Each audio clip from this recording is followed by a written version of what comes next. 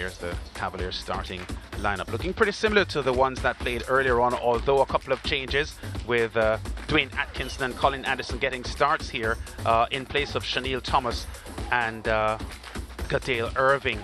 But the goal scorers so far for the season, Atkinson, Allen and Brian English, all in the starting roster.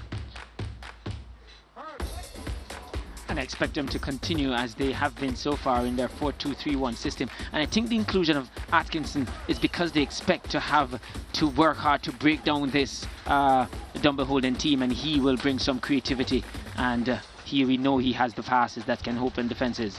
Yeah, there's the number 16, Caledonia. The Dunbeholden starting lineup is pretty similar to the one that started the last outing, except that Kimoni Bailey is in for Dave Murray. Damien Hatt, the former Barnet Gardens goalkeeper, the man there, and several players with a lot of experience here in Premier League football, including several players who represented Portmore a couple of seasons ago. Yes, and I expect them to be very solid 4-2-3-1 as they come into this game with. And with that, I do expect that their two holding mids are going to be sitting deep and protecting the defensive line, but because they have three behind the striker, back to Cavalier that made the early impression going forward.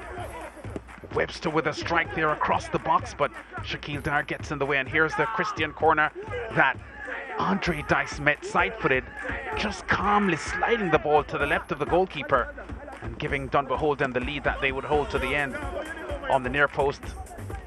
The left-footed effort there from Brian English, off target. Dunbeholden roughed up there as Allen climbed into the back of Bailey, and Jaden White called on to make a couple of good saves here.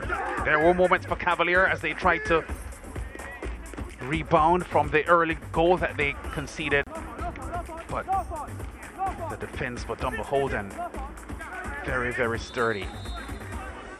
Young Atkinson, the 19-year-old, roughed up this afternoon by the big man. His effort there just over the top from the free kick. Yeah, the wind caused some problems for everyone on the field today because those aerial balls just had a lot of swerve and movement on them. And in the end, Dunbeholden holding on for the victory. 8 attempts on goal, 3 of them on target. Identical figures for Cavalier, stats for Cavalier. 29 fouls in the match, 15 of them to Cavalier. 3 yellow cards to Dunbeholden, 2 to Cavalier. Cavalier forced 8 corners in the match, Dunbeholden's 4.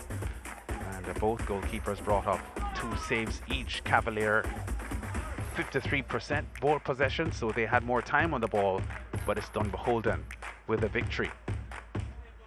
And Dwight Jeremiah is with our man of the match. Christian, congratulations on your performance today.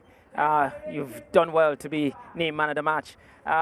It was a game that many expected Cavalier to overrun Dunbeholden, but you controlled the game expertly in the middle of the park. How difficult or how easy was it for you today? Were you surprised by the fact that that overrun never came? Well, we didn't surprise. We worked very hard this week in training. So basically, this is our reward, the 3 points that will come here from. I have to ask you, 3 of the corner kicks that you took went to the back post. Was that a plan in training, that's something straight off the training ground, that you definitely wanted to hit the back post?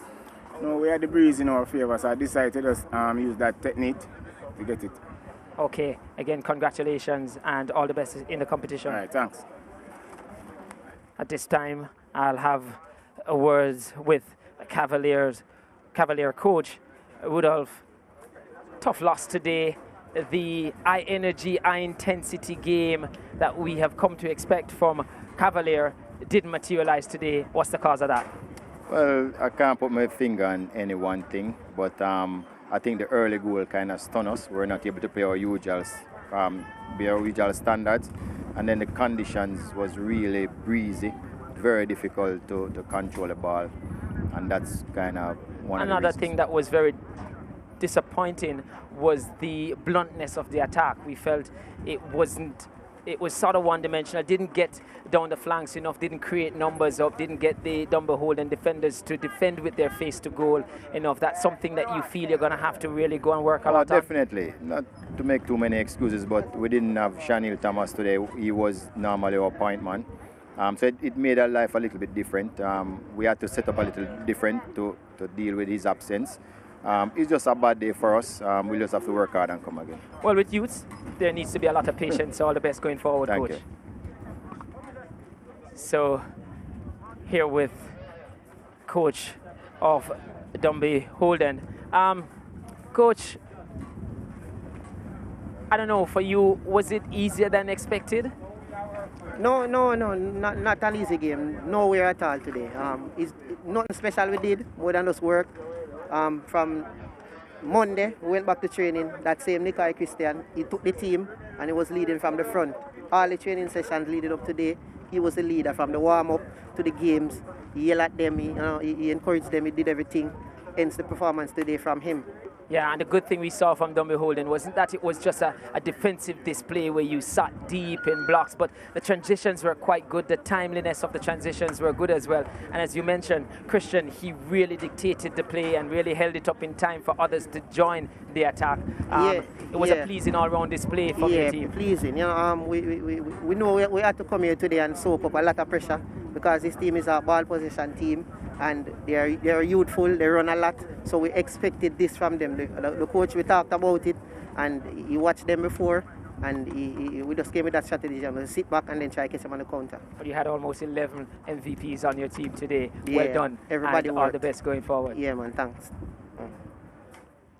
Yeah, so that's Ricardo Smith, assistant coach of the Dunbeholden team, getting the result here for his team. First win of the season for Dunbeholden. 1-0 over Cavalier to follow up the 1-0 victory Portmore had over Molynes yesterday, and Harbourview's 2-0 victory over Mount Pleasant.